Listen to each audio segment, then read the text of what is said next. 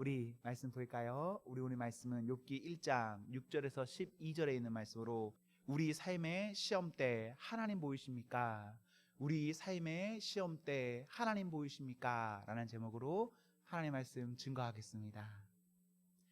욥이요, 어떤 어려움을 당합니다. 그런데 그 어려움이 살짝이라면 좋았을 텐데 그 어려움이요, 고통이라 표현될 만큼의 엄청난 큰 어려움이 그 사람에게 찾아왔습니다. 저에게 그런 고통을 당해보겠냐라고 묻는다면, 혹은 그 고통 뒤에 엄청난 축복이 있으니 한번 어떠냐고 묻는다면 저는 어떻게 대답할 것 같습니까? 저는 어쨌거나 싫습니다. 욥이 당한 고통이요, 너무 크거든요. 그래서 그 고통 당하는 것도 싫고, 그 고통 이후에 어마어마한 걸 준다고 해도 저는 그렇게 내키지가 않습니다. 욥이 얼마나 큰 고통을 당했냐면요, 1장 13절 이하를 보시면 하루아침에 모든 재산을 잃습니다. 참고로 욥이 어느 정도의 재산을 가지고 있었냐면요, 1장 3절에 보시겠습니까?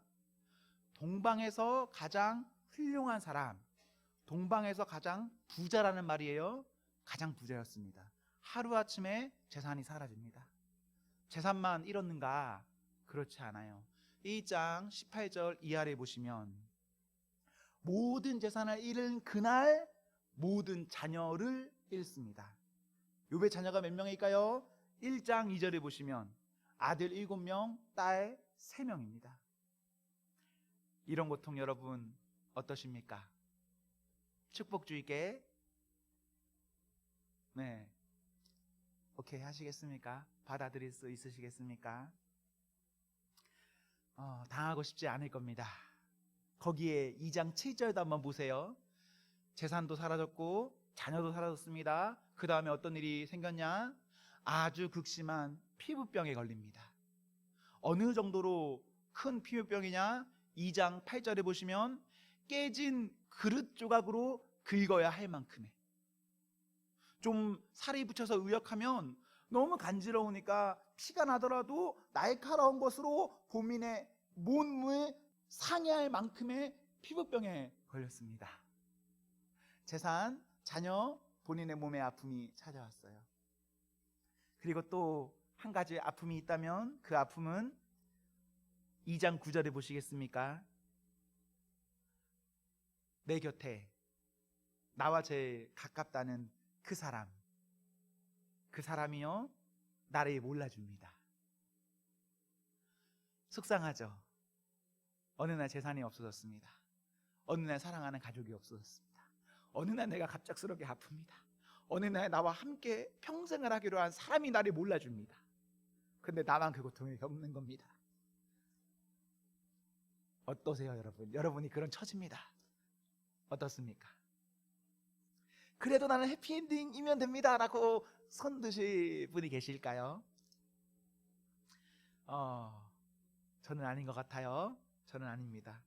그냥 이걸 놓고 보면요, 마음이 너무 아프지 않아요? 마음이 너무 아파요. 몸의 아픔도 몸의 아프지만 내 앞에 있는 모든 것들이 다 나와 헤어진다는 그것을 보면 저는 마음이 아파서 싫습니다. 그럼에도 저에게 이런 생각은 하나 들어요. 그럼에도 이런 생각 하나 드는데, 그것은 욥기 42장 10절에 보세요. 욥이 나중에 다 끝나서 2배의 축복을 받거든요. 이건 저에게 아무런 감동이 되지 않아요. 아무런 감동이 되지 않는데, 너무 싫은 이 시험 가운데 저에게 뭐가 들어오냐면 욥기 38장 1절, 눈으로 보십시오. 38장 1절. 저는 이 구절에 보면 뭔가 마음에 다른 생각이 들어요. 어떤 내용입니까? 눈으로 그냥 보세요 여러분. 고통당하는 욥에게 하나님 나타나십니다. 어떻게 나타나십니까? 폭풍우 가운데 나타나십니다. 이렇게 하나님이 폭풍우 가운데 짠 나타나셔서 어떻게 하십니까? 욥을 위로하시나요? 아니요. 욥을 위로하지 않습니다. 극심한 고통 가운데 있는 욥에게 하나님 폭풍우 가운데 임하셨고, 폭풍우 가운데 우리 하나님께서 욥을 오히려 어떻게 하시냐면요, 나무라세요. 욥한테 뭐라고 하신다는 거예요. 저는 이 모습이 참 좋아요. 무엇을 두 배로 받고 뭐가 잘 되고 꿈이 이루어지고 등등등 이런 것보다 지금 이 구절 보면 저는 그냥 아주 좋아요. 왜냐하면 폭풍 가운데 우리 하나님 임하신다면 그것은 분명 두려움입니다. 황홀한 그런 게 아닙니다. 폭풍이라는 이미지를 생각해 보세요. 그 이미지와 함께 거기에 전능자가 임재한다라고 생각해 보십시오. 이것은 사람으로 하여금 경외를 느끼게 합니다.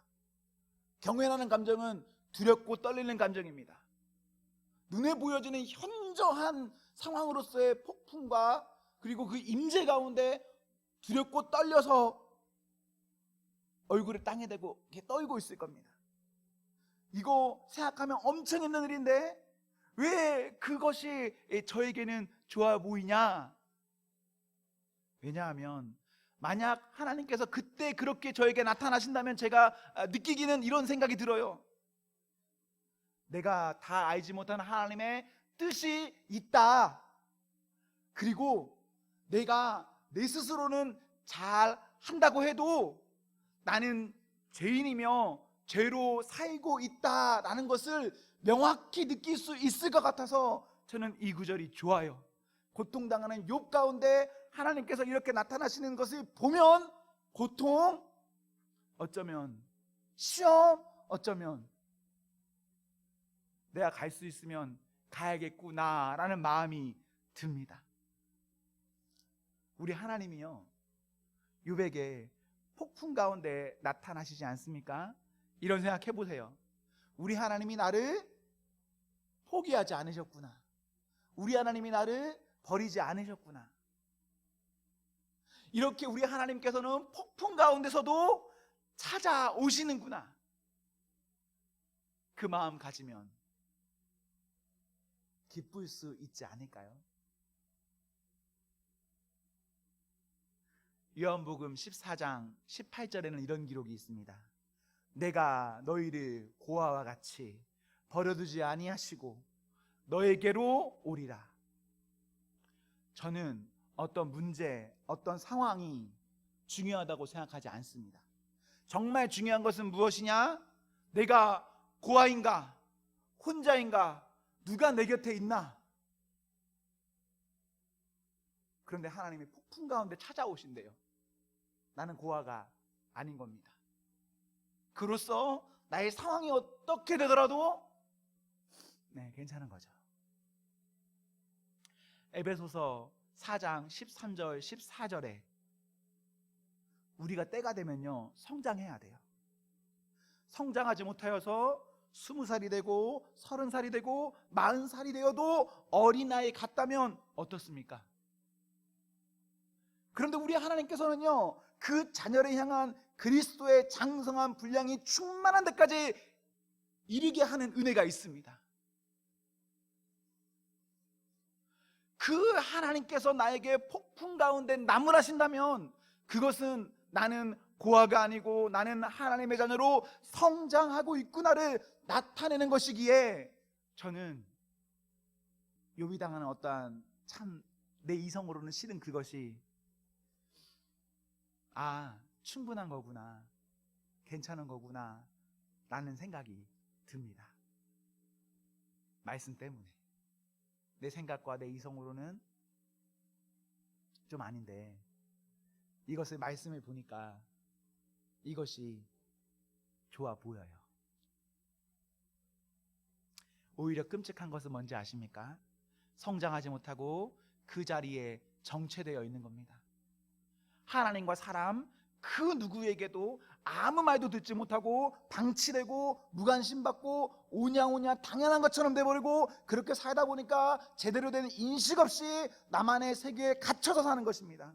이것이 오히려 얼마나 무서운 일입니까? 잘 되더라도 이건 무서운 일 아닙니까? 내가 고통 당하더라도 우리 하나님께서 나에게 그렇게 찾아오시더라도 오시면 그것으로 충분히 좋아요. 오늘 본문 1장 6절에서 12절에 보십시오. 이제 이 본문 아래로부터 욥은 고난 당하기 시작합니다. 생각하십시오. 여러분, 욥은 지금 시험 당하는데요, 누구로부터 시험 당하고 있습니까? 마음속으로 생각해 보십시오. 오늘 본문을 읽었고 이제 13절부터 욥은 본격적으로 시험 당하는데, 욥은 지금 누구로부터 시험 당하죠? 사탄입니까? 하나님입니까? 누구에게로 시험 당하는 거예요?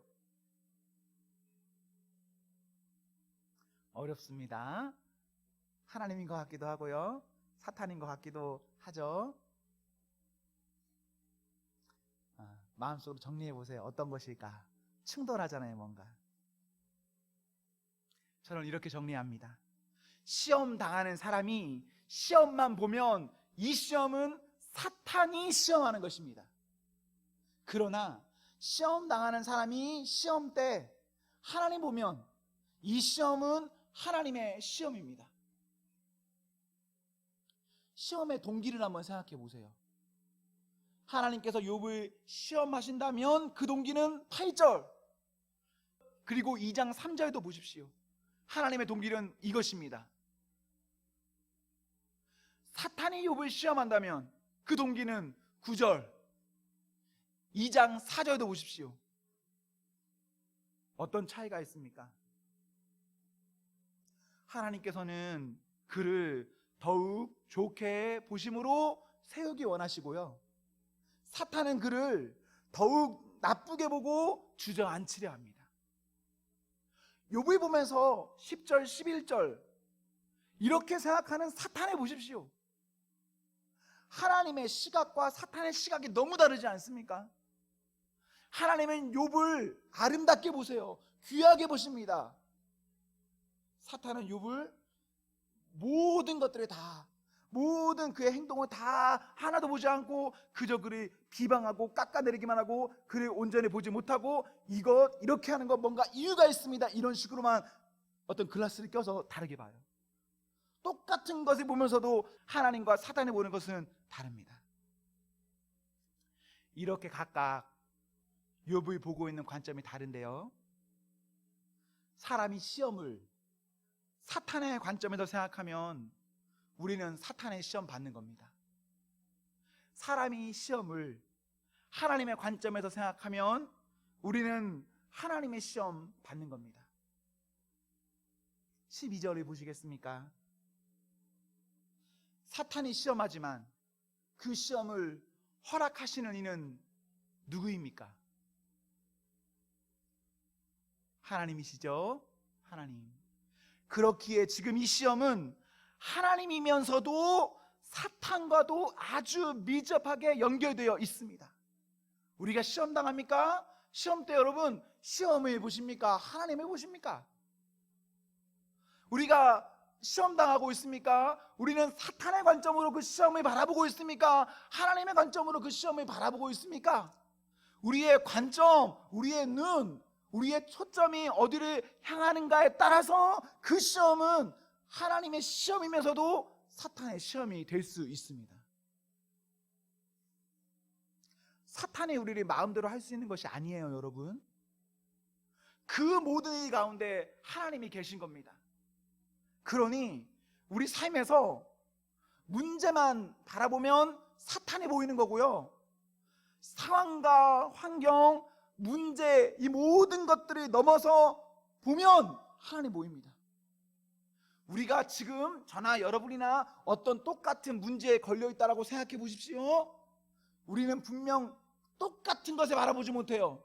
어떤 사람, 여러분과 제가 지금 똑같은 어떤 문제에 걸려있는 겁니다. 그 문제 때 어떤 사람, 하나님 모르는 사람은 분명히 하나님 봐요. 그렇지 않습니까? 반대로 하나님 보지 못하는 사람, 그 사람 사탄만 보입니다. 여러분 인생이 어떻게 보이세요? 아름답게 보이십니까? 아니면 막 어두컴컴하게 부정적으로 그 사탄처럼 인생이 보이십니까? 저는 우리의 인생 가운데 어떤 문제가 있는지 다 모르지만 소망합니다. 모든 인생 가운데 우리 주님 바라보기를, 주님의 관점으로 나와 세상을 바라보기를. 제가 저의 이성으로 바라보는 사람과 세상은 어둡습니다. 저는 세상에 착하다고 생각하지 않습니다. 저는 사람이 착하다고 생각하지 않습니다. 저는 우리나라나 어떤 모든 상황이 절대 좋다라고 생각하지 않는 사람입니다. 저의 개념은 그래요. 하지만 제가 하나님 믿고 하나님으로 볼 때, 하나님으로 보니까 세상이 정말 어두운 것은 확실한데 세상이 저에게는 다르게 보여요. 세상에 소망이 있다 없다? 있다. 내 개념으로는 세상에 소망 없거든요. 내 개념으로 여러분도 저에게 똑같이 느끼셔도 상관없습니다. 제 개념으로 사람에게는 소망이 없어요. 제 개념은 그래요. 그래 내가 하나님 보니까요, 나는 어떤 사람을 보면서 그 사람에게 소망을 느낍니다. 이 사람 와 진짜 별로다. 이 사람 두 번 다시 기회 주기 싫다. 이 사람 같이 상종하기 싫다. 그런 사람도 있죠. 만나다 보면, 살다 보면 그런 사람이 있죠. 그런데 내가 하나님 믿으니까 하나님 때문에 제가 사람이 다르게 보입니다. 제가 누군가에게 상처받아도 그 상처 때문에 저는 그 사람을 사탄 마귀로 보지는 않습니다. 저는 그냥 그 사람을 온전한 그리스도의 한 명의 성도로 봅니다. 이게 예수님 믿고 제가 받은 하나의 복입니다. 제가 세상을 보고 사람을 보고 제 스스로를 보는 그 어떤 점에 있어서 저는 예수님 믿기 전과 믿은 후가 현격하게 다릅니다. 그래서 감사해요. 저는 여러분이 우리의 모든 삶의 어떠한 일이 가운데, 문제 가운데 예수님 바라보기를 소망하는 사람입니다. 문제만 바라보고 살면 살만하지가 않죠? 답답하죠? 그것만 바라보고 살면 별로 그렇게 화해하고 싶지 않죠? 그런데 문제 아니라 하나님 바라보면 그 문제가 덮입니다. 문제가 중요한 게 아니에요. 어떤 논리가 중요한 거 아닙니다. 어떤 이성적인 게 중요한 게 아닙니다. 앞뒤 말이 맞냐? 사실 이거 중요하지 않아요. 하나님 보면 덮습니다. 이런 구절이 있죠. 허다한 죄도 하나님 보면 덮어요. 하나님 보면 우리의 인생이 덮입니다. 하나님과 사탄의 시험, 그 영적 세계의 어떠한 것을, 이것을 흔히 이렇게 분류해요. 한국어로는 똑같이 시험이라고 쓰지만 히브리어나 영어 성경에서는 하나님께서 주신 시험 무엇입니까? 테스트라고 하죠. 그리고 사탄이 주는 시험은 뭐라고 할까요? 템테이션. 한국어에서는 똑같이 시험이라고 써요. 하지만 영어 성경이나 다른 언어의 버전에서는 이것을 구분해요. 테스트는 뭡니까? 우리가 학교 같은 데서 보는 시험을 뜻하는 거예요. 이것은 성장, 그 다음을 위한 어떤 긍정적인 의미로 쓰이는 말입니다. 테스트는. 그럼 템테이션은 어떤 의미일까요? 성장과는 아무 상관없어요. 이것은 유혹이라는 의미로 현재에 멈춰 세우고 넘어뜨리는 의미로 사용됩니다. 우리에게 시험이라는 뭔가 당혹스러운 것들이, 그런 문제가 얼마든지 다가올 수 있어요. 여러분, 시험 찾아올 겁니다. 그때 우리가 하나님 바라보면 우리는 테스트 당할 것이고요, 그때 우리가 사탄을 바라보면 우리는 유혹, 템테이션 당하는 겁니다. 욥이요, 아직 시험 당하고 있을 때, 아직 욥기 읽어보시면 욥이요 불평 불만 엄청 많이 합니다. 욥 그렇게 의인 아니에요. 읽어보시면 욥이요 아직 시험 당하고 있을 때, 엄청 불평 불만하고 있을 때 어떤 고백하는지 아십니까? 23장 10절, 되게 유명한 구절입니다.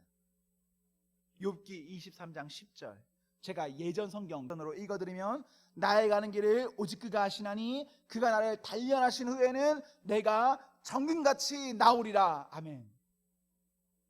모든 문제가 끝나고 하나님 만나고 축복받고 이 고백하지 않았습니다. 욥이 시험 당할 때, 어려움 겪을 때, 불평 불만 중에 있을 때 욥 이 고백합니다. 여러분 인생 가운데 시험 당하고 있습니까? 너무 어렵습니까? 그때 어떻게 하면 좋을까요? 고백하는 겁니다. 하나님으로. 여기서 단련하신 후에 내가 정금같이라고 기록되어 있죠.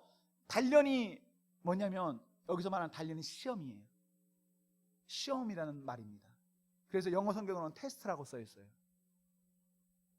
나의 가는 길을 오직 하나님이 아시는데 하나님께서 나를 테스트하신 후에는 내가 정금같이 나아간다. 내가 정금이 된다. 여러분 시험 중입니까? 그런데 하나님 보이십니까? 그럼 정금 되는 겁니다. 하나님 혹시 보이지 않나요? 그러면 우리는 그저 단단한 흔하고 가치 없고 분명한 좋음이 있음에도 불구하고 아무도 신경 쓰지 않고 방치되어 있는 돌에 그치게 됩니다. 돌이나 정금이나 한 끗 차이 아니에요? 하나님 바라보면 여러분 시험 당해서 정금 되는 겁니다. 정금이 되는 것은 부드럽고 시원하고 깨끗하고 그런 과정이 아니겠죠? 정금이 되려면 어떻게 해야죠? 정을 통해서 돌을 쪼개야겠죠? 돌을 쪼개서 그 다음 어떻게 해야 될까요? 고온으로 녹여내야겠죠? 분리시켜야겠죠? 그리고 분리시킨 이후에도 어떠한 가치를 위해서 모양을 내야겠죠? 아주 어려운 시험이 있어야 정금되는 겁니다. 반대로 돌, 나는 그런 시험 싫어요. 나는 분명 금을 내포하고 있는 돌인데 나는 그런 시험 싫어요 라고 해서 그냥 그렇게 있으면 그 사람 그냥 돌로 맞춰지게 됩니다. 여러분 우리가 표현은 못하지만 우리는 다 나름의 반짝반짝한 인생을 원하지 않습니까? 나름 예쁘고 아름답고 멋있고 훌륭한 인생을 원하지 않으십니까? 그럼요 시험 당해야 됩니다. 그리고 시험 당할 때 하나님 보셔야 됩니다. 그렇게 시험 때 하나님 바라보는 그 사람은요 정금됩니다. 우리도 지금 우리가 살아가는 과정에서 그런 것들 고백했으면 좋겠어요. 하나님 내 의지는 이런데요 그러면 제가 주님의 시험을 기도하고 주님께서 나를 정금 만드실 것을 믿습니다. 이런 고백을 하면서 지금 겪고 있는 어떠한 시기를 여러분 잘 넘어갈 수 있다면 참 좋을 것 같습니다. 하나님 구하는 성도가 되십시오. 그리고 하나님을 보십시오. 그리고 하나님 만나십시오. 그 성도가 우리 청년 공동체 모두가 되기를 기원합니다. 아멘. 우리 한번 같이 기도할까요?